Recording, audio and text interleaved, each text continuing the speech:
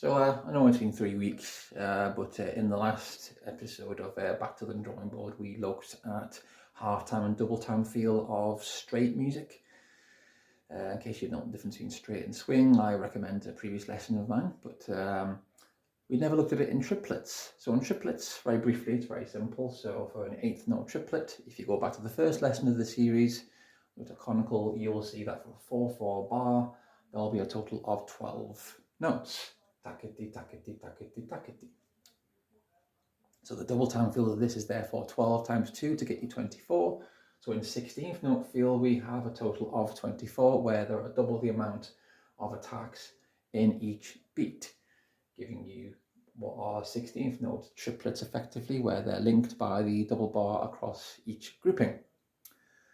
However, what about quarter note feel and half note feel of triplets? Well, you're going to get something polyrhythmic. Cue the music.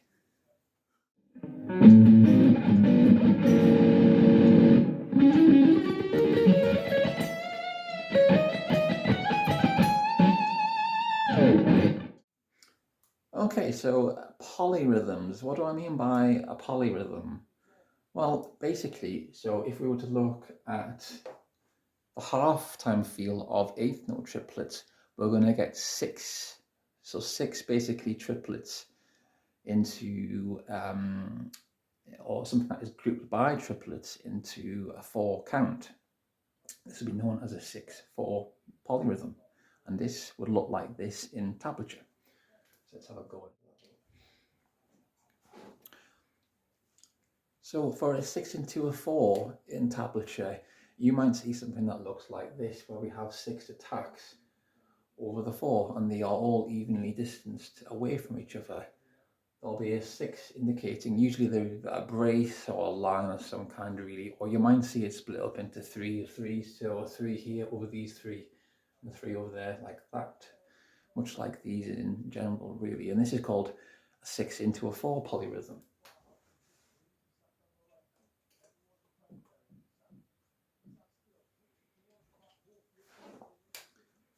We can even go further than that. We can even look at the half-time feel of that. And again, logically, what would this be? This would therefore be now a perfect 3 into a 4, and this would look a lot like this in tablature. And bear in mind, this is not drawn to scale, as we're about to see. Polyrhythms can be quite feely in general, but in tablature you'll see basically 3 notes a lot like this, with a group of 3 over them. Just to clarify, I've changed these to Roman numerals so that they're not confusing, or not too confusing in general when looking at this. And this is called a perfect 3 into a 4 polyrhythm.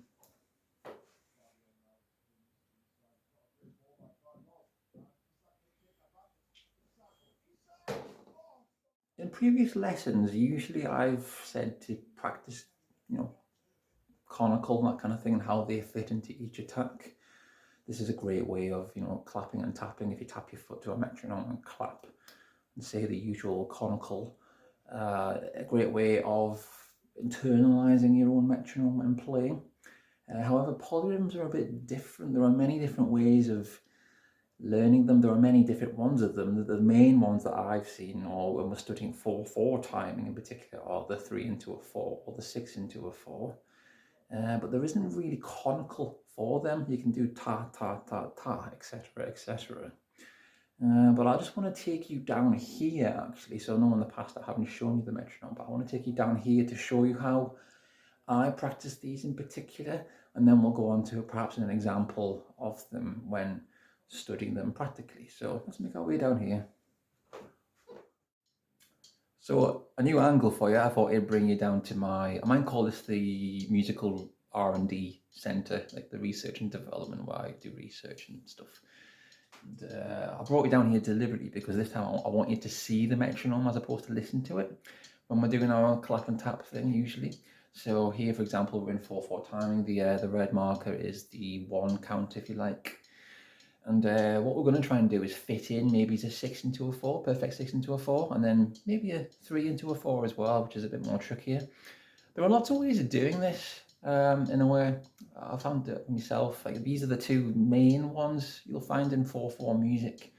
Of course, there are lots of different polyrhythms, but to get a 6 into a 4 at 105 BPM is basically you have to sort of just feel it in and then clap it. So you can tap it with your foot. So you go 1, 2, 3, 4, and then just try and count in the 6, and then clap it, and then go da, ge, go, and so on to fit it in.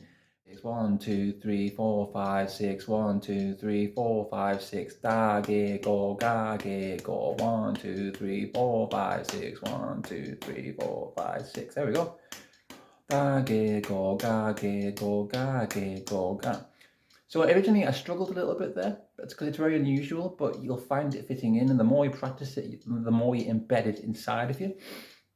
The second one's more trickier, so 3 into a 4. So again, we try that again. 2, 3, 4, 1, 2, 3, 1, 2. There you go. Da, ge, go, ga, ge, go, ga, ge, go, ga. So that's a bit harder, but if you play around with it and work it, you'll eventually embed it in yourself, and then this will be reflected whether you think about it or not during your playing and practice. So let's how about make our way to the other end of the room and perhaps put that into practice. And that was my cat Heidi, by the way, so she says hello. Okay, so using a perfect 6 into a 4 polyrhythm at 105 BPM, you can get quite creative with polyrhythms. So in this instance, we're going to look at an example where we're doing this rhythmically as well as in a lead phrase. So let's say, for example, 1, 2, 3, 4.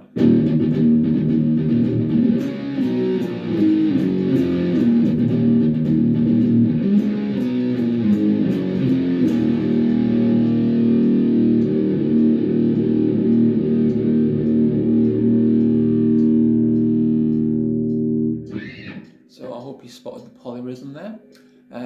In a lead example, one might want to play something that sounds like this, perhaps.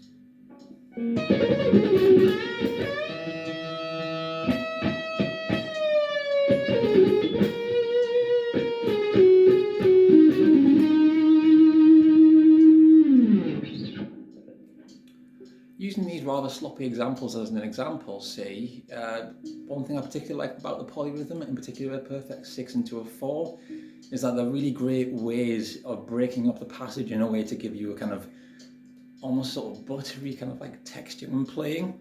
It's often just useful to be aware of this when playing to give you more kind of like dynamics when playing. Anyway, let's make our way back to the drawing board. Okay, so there we go. I mean, it's just 2 examples of how one might use polyrhythms to be at least aware of them. They're very, very kind of feely in a way, how you feel your way around them.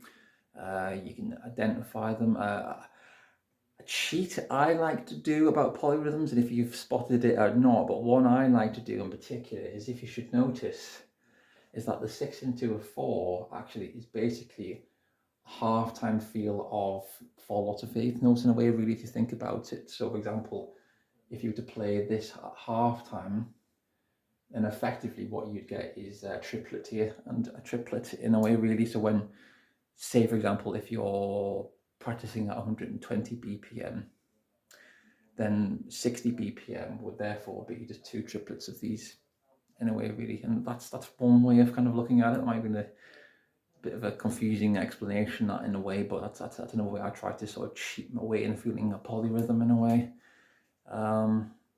Generally, they are just a great way of breaking up, sort of a bit like half-time, double-time feel, what we did last time. Is that it's a great way of breaking up a song dynamics whilst keeping the tempo fixed. So this is another way of doing this using triplets in a way, especially if you're doing lead stuff or if you're doing rhythm stuff, they work both effectively. So this is the 8th lesson, I think, of half-time feel. Sorry, or the back to the drawing board, if you like. It's back to the drawing board for me in a minute, really, in a way. But yeah, I hope you've enjoyed. Like I say, like, comment, subscribe, whatever. And yeah, I'll see you in the next installment. Bye.